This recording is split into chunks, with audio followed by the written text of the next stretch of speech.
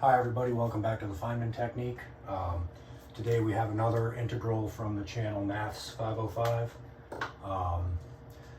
We're going to be using his result, which is that integral is equal to pi, to show a nice, to show the value of a pretty neat infinite sum. So let's get started. Let's go ahead and break this integral up like this. It's going to go 0 to 1, natural log x squared plus 1 over x squared dx plus the integral from 1 to infinity of natural log x squared plus 1 over x squared dx. All right. We'll bring x to 1 over x in this second part right here. That will become 1 to 0. That will become a natural log of 1 over x, which is just negative natural log x. We'll use that right away to change this to a negative sign. This will become an x to the negative 2. This will become an x to the negative 2. We'll recover a negative x to the negative 2 dx. And that will cancel with this. And we'll use the negative sign to switch the bounds. All right. So that's, oh, well, yeah. So that's true. All right. Now let's clean that up a little bit. Let's write this as natural log x squared, x to the negative 2 plus 1 over 1. And then multiply the top and the bottom by x squared. That's going to give us x squared and x squared. All right. Now let's break this integral up even further by using the properties of logarithms on this second log inside the integrand of this integral. All right. That's going to give us I equal to the integral from 0 to 1 of natural log x squared plus 1 over x squared dx, let's see, minus the integral from 0 to 1 of natural log x squared plus 1 dx plus the integral from 0 to 1 of natural log x times the natural log of x squared, which is 2 natural log x, so that's 2 natural log squared x dx. All right. Over here, I want to evaluate this integral right here. All right. We'll use Feynman integration just for fun. You don't need to. That can be solved pretty easily using integration by parts on natural log x and natural log x. All right. So, or something like that. But we're going to use Feynman integration. Let's consider this integral.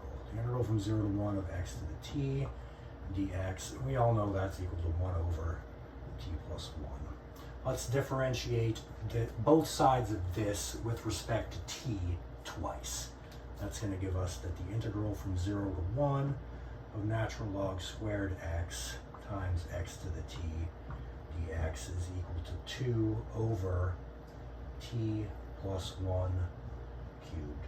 Plugging in t is equal to 0 gives us the integral from 0 to 1 of natural log squared x dx is equal to 2 over 1. It's just equal to 2. So 2 times that is equal to 4.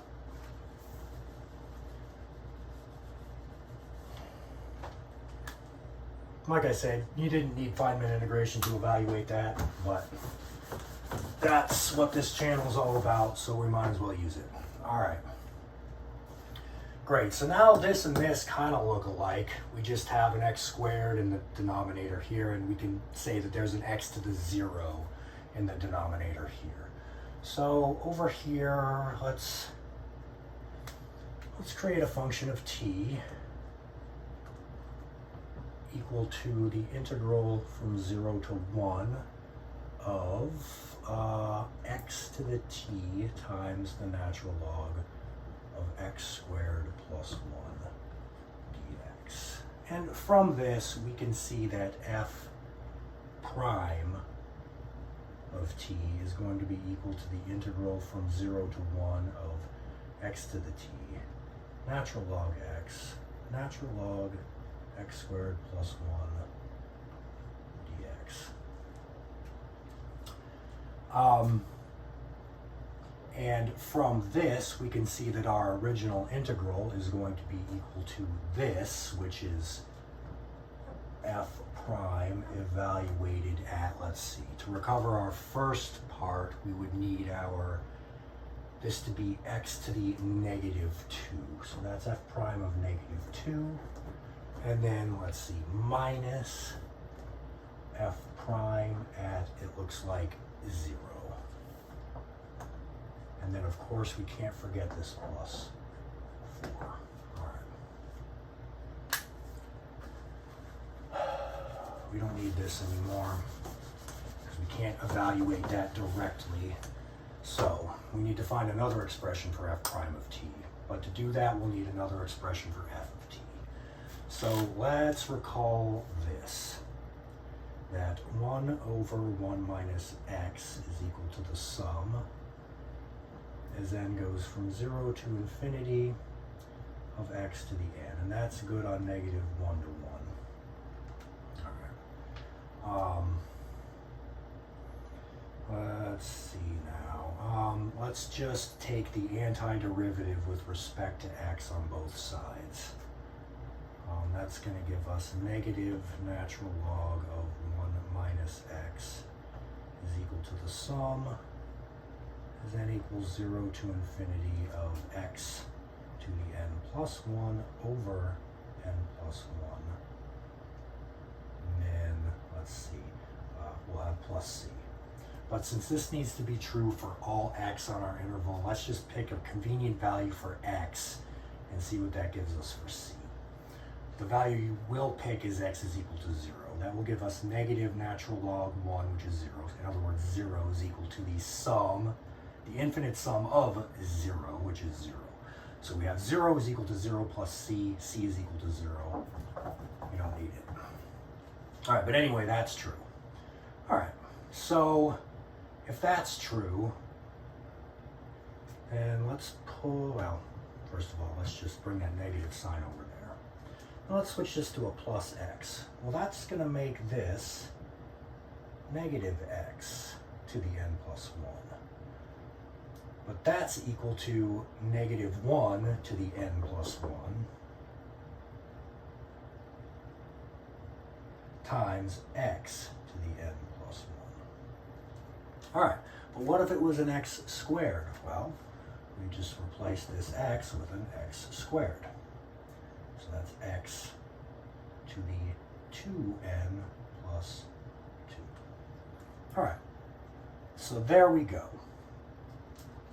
And now, let's increase our index by 1 and subtract 1 from all the n's inside the expression. So that's what I'm after right there. This is equal to this. And we will use that on our f of t. So from there, we get that this is equal to the negative sum as n equals 1 to infinity of negative 1 to the n times x to the 2n over n. All right.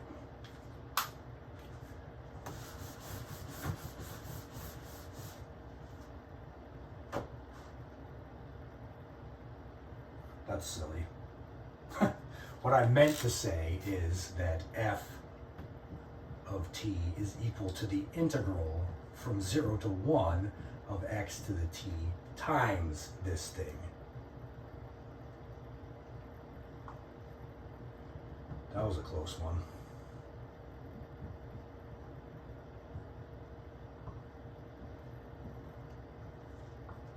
Yeah. That's more like it.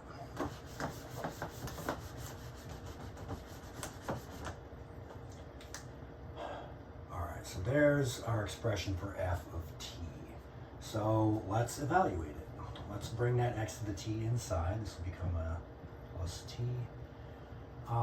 Let's see. We can switch the notation here. Put the sum first. Can't forget that negative sign. Negative sum going from n equals 1 to infinity. Can't forget that our index is starting at 1, not 0. And then the integral from 0 to 1. And we'll bring out this negative 1 to the n. Bring out this 1 over n. And this, the integral from 0 to 1 of x to the 2n plus t dx is just going to be 1 over 2n plus t plus 1. So,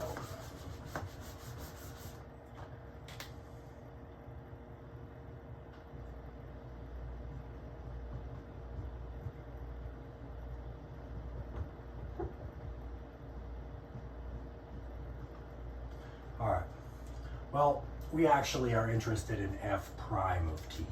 So let's just write what it's going to be. F prime of t is going to be equal to the derivative with respect to t of this thing. So that's going to be the sum, negative, going from n equals 1 to infinity of negative, okay, we're taking the derivative, so this part doesn't change. We'll still have negative 1 to the n. We'll still have over n, but this, taking the derivative of 1 over 2n plus t plus 1 is going to recover a negative sign, which will cancel that negative sign. And it will increase the power. 2n plus t plus 1 squared. All right. So there is our expression for f prime of t. All right. So now we just need to plug in negative 2, 0, and then add 4, and we're done, kind of. All right, so that means that I is equal to this thing evaluated at negative 2. Well, that's going to be the sum going from 1 to infinity of negative 1 to the n over n times, let's see, at t is equal to negative 2, this will become 2n minus 1 squared, right? Yeah.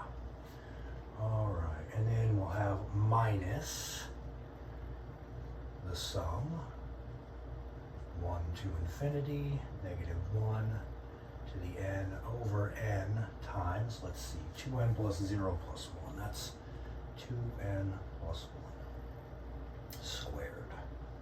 And then, of course, plus 4. All right, let's multiply, let's cross multiply. We're going to multiply the top and the bottom of this by this, and the top and the bottom of this by this. So let's see. Up here, we'll get 2n plus 1 squared. And down here, we'll get 4n squared minus 1 squared.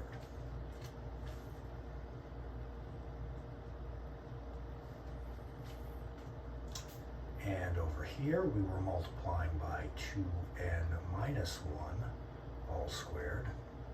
Let's move this over.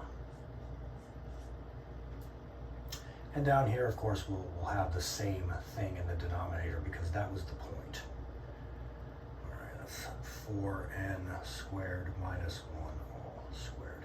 All right, so let's just think about this. What are we going to get in our numerators? Well, we'll have a 4n squared up here, but then we'll also have a 4n squared here.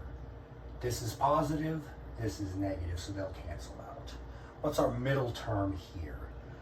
That's going to be plus 4n, and then we'll have minus 4n, so we'll get 8n there. What about our constant term? We're going to have a 1 minus 1, so they'll cancel out. So basically, we're just left with 8n. So we can get rid of this. Still need the plus 4. But up here, we have an 8n.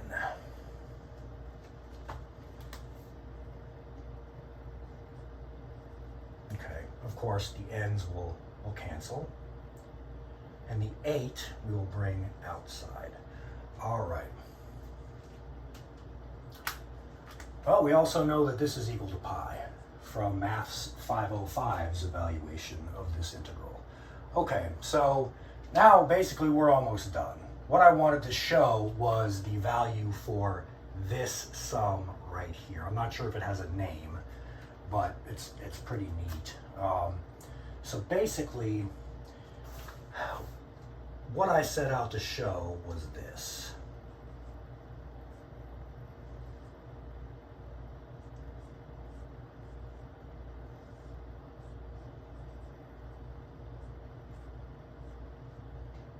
Well, what's that going to be equal to?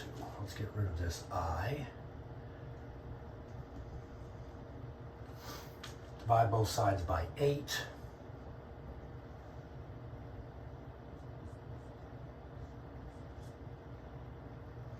Subtract 1/2.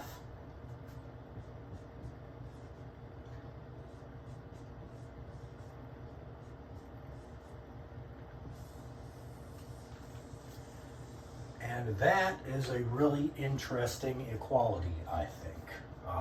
And that was the point of this video. That was to show that this sum is equal to exactly pi over 8 minus 1/2.